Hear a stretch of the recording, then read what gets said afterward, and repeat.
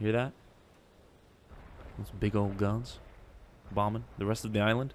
That's a battleship barrage. This is the Battle of Tarawa, 1943, and we're back in Men of War Assault Squad 2. What is up, guys? It's Diplex here again. Awesome to be back. It's been a while. I've sorted a few things out. You know, every now and then you just gotta sit down, put some work in, and whoops, there's a video. Didn't see it coming, but it turns out to be a video every single time. I just gotta get better at reminding myself when you put work in, out comes a video. But anyway, guys, welcome back to the Tarawa of 1943. I ran a poll over on the YouTube story section a while ago, asking you guys whether you wanted camo Marines or regular Marines. I did find proof that there were camo Marines on the island during the battle, but not in a great extent. So some of you were a tiny bit upset about it, but turns out the majority of you wanted a mix, so I've gone with a 75-25 split of regular Marines and camo Marines. I think this is going to be great. We're on a map made by RDBS. This is the Tarawa map of his. It's available over in the workshop. Unfortunately, there are no battles with it. I've made my own battle here. Hopefully in the future, some talented mission maker will make this into a great playable battle for you to enjoy in single player, but for now, it's editor only. There are two parts to it. I've cut it down to about half size in order to make it playable.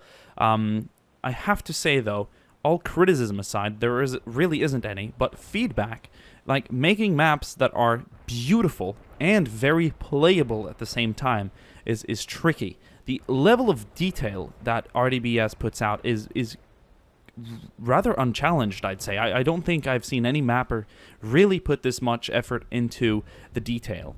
It's absolutely stunning, but unfortunately, when I make my battles and when we play them out, you rarely get time to dig down into the detail and really enjoy every single object placed here with such care. I mean, look at this fallen apart woodwork here. I mean, what is a good example? I have done a few edits of the map itself to just suit the battle at hand, but everything here is just placed. I mean, just look at this.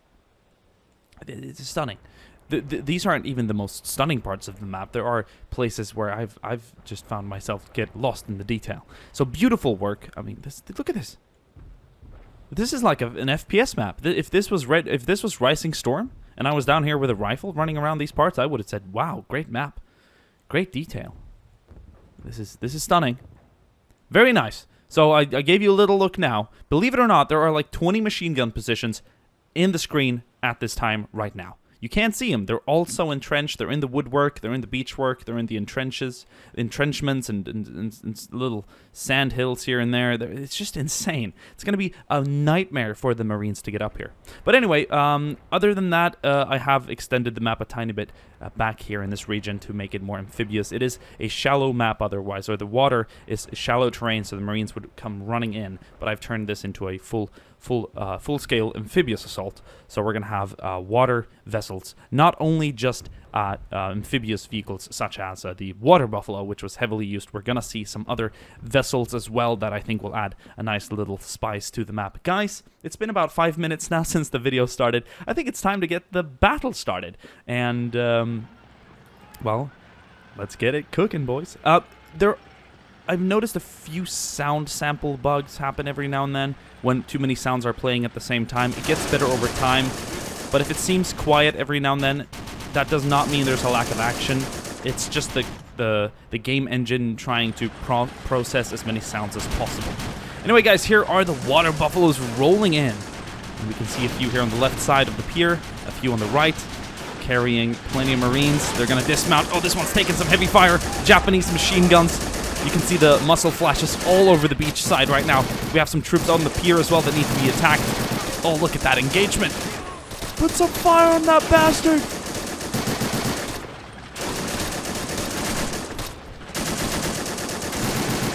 Left side is taking a heavy beating as well. Oh, explosions. Japanese artillery shelling the troops attacking. Water buffaloes moving up to provide cover. There's a limited amount of cover here, but any cover used is really intended to stop the water buffaloes from getting up. So there really are two sides to the coin here, but they seem to be progressing just fine. Gunners have been killed, but the crew inside with a 30 count is going to put a lot of supporting fire on the Japanese troops there. That should give the Marines some more breathing room, but just artillery and machine guns have massacred the Marines out here. There aren't many alive. We're going to swap back to the right side where more troops are arriving. Water buffaloes unloading more Marines, joining the fray. And this part here is a very iconic part. See, it got quiet there for a second. I don't know if it's the map, the amount of just machine guns firing at the same time, or if it's the mod, but my systems have the maxed out settings, so that shouldn't be it. It's just some battles just do that. I'm not sure why. But anyway, this part here is very iconic. If you've played Medal of Honor Pacific Assault, you'd recognize this strip of approach here on the right side of the pier, moving up with water buffaloes, fighting the Japanese infantry on top, and then just making your way to the beach. This is just so iconic, and it's instantly recognized if you've played that game. Alright, we got more Marines moving up on the left side here. Artillery hitting everywhere. The Japanese defenders, the American attackers. We have troops behind cover. Some are out in the water. Some are behind the water buffaloes. It's just a nightmare to get up. We're going to have a look at the attack from the Japanese perspective.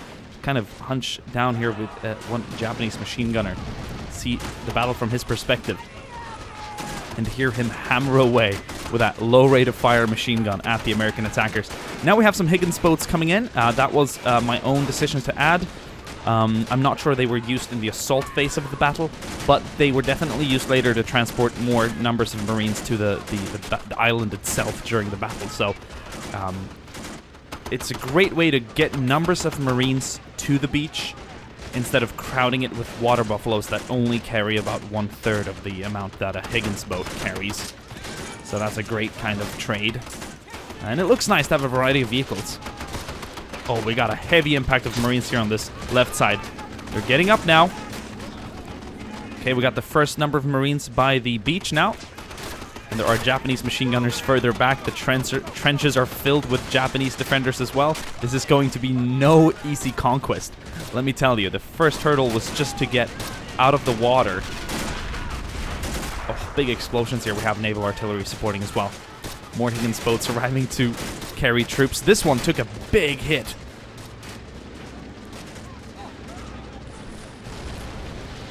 Explosions from mortars and inland artillery. Well, it is an island, rather, but of course they have heavier artillery backed by the airfield supporting the beach defenders.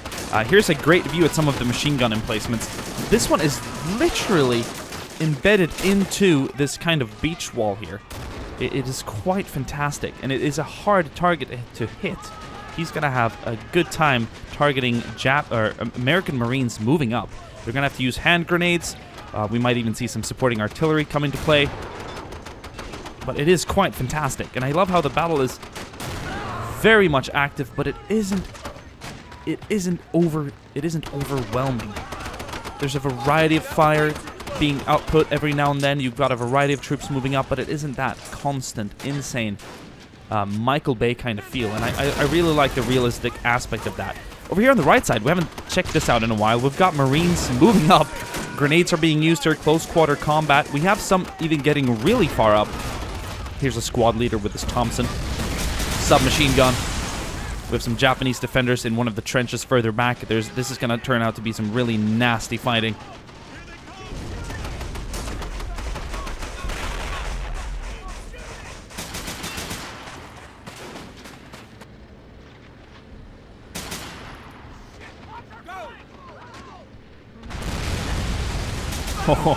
So this was also another creative decision I took. This is obviously a rather large vessel. I'd say this isn't really a destroyer, it's more of a support ship, but it is an LCS, but it is nice to bring it up. Obviously in terms of scale, this boat would be, or this vessel would be much further out. But since we've scaled everything down here, I think it's nice to have it arrive, support the Marines, and it's just a good look. It is just a good look. I really do enjoy bringing a variety of vessels to the beach here. Got more boats carrying more infantry moving up. We have a rather large number of Marines here on the Japanese right flank. The left is not as crowded, but there are many alive out there in the water, staying down. We have some moving up here to the beach wall as well. It's just a constant struggle. And we're going to see more grenades be used as well to knock out the machine gunners. they are just holding it down. This is awesome to see those guys. This is just great to see. Great to see. It just puts a big smile on my face. Oh, did you hear that radio comms? We've got a radio man back here by the beach, just, you know, giving updates to command and everything. What they need to bring in. We need to bring in support weapons. We need to bring in mortars. We need to bring in more infantry. We got another Higgins boat arriving back there with more troops. I think they've just brought in the mortars. They have. They've just carried in the mortars, and they are going to be supporting the marine assault, just as they would realistically. If we zoom out, you can really see the extent of this fight. Let's just take a breather back here and just see the carnage.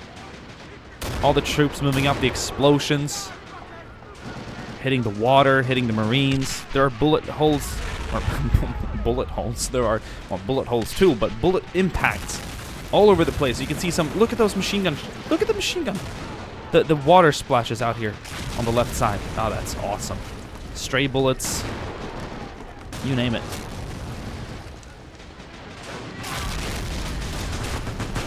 So the trenches are being captured here slowly, but the Japanese defenders are putting up a fierce fight. Oh.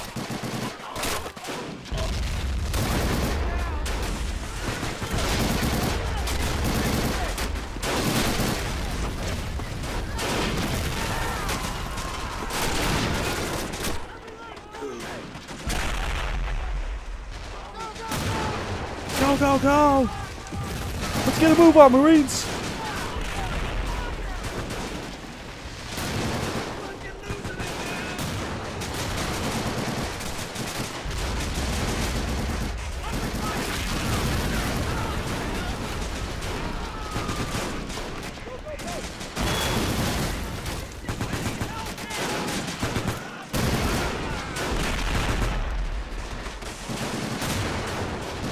We have an entrenched machine gunner here as well.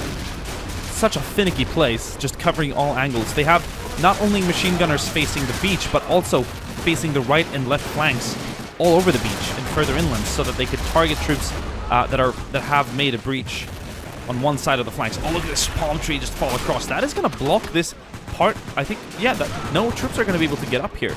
They're going to have to walk around because the AI don't jump over objects like that automatically. Oh, got some big impacts from probably U.S. naval artillery further out, providing support as well. It would be interesting if I could move this water buffalo. If I could move it up, if it can actually, like, move up onto that, like, the woodwork. No, that's too heavy to climb. You can't climb that. So that one's gonna have to stay back there.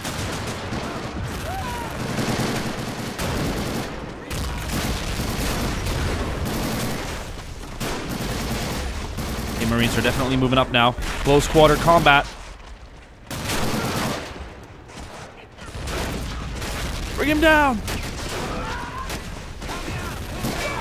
Oh, there we go. Nice shot.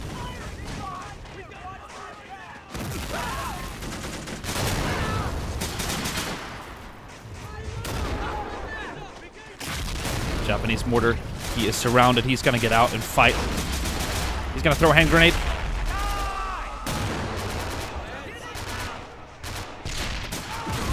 Oh.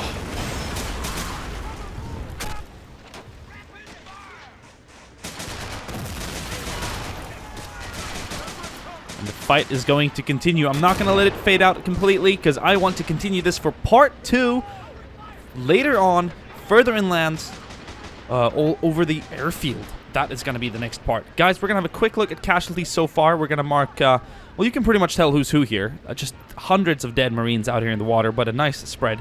A lot were killed here. This is just a dead zone from Japanese artillery. Over here on the right side as well, not as many, but further inlands, more and more got killed. Thank you guys for watching this video. I truly enjoyed bringing this battle to you. Give this video a like, a thumbs up, and a comment. That's all pretty much the same thing. But if you guys want to see more polls over in the YouTube story section where I ask you guys what kind of infantry you want to use for a battle, what kind of setting, you know, it could be any question like, oh, should we pull in the 82nd or the 101st? Should we have the, you know, like airborne infantry or regular infantry? Anything.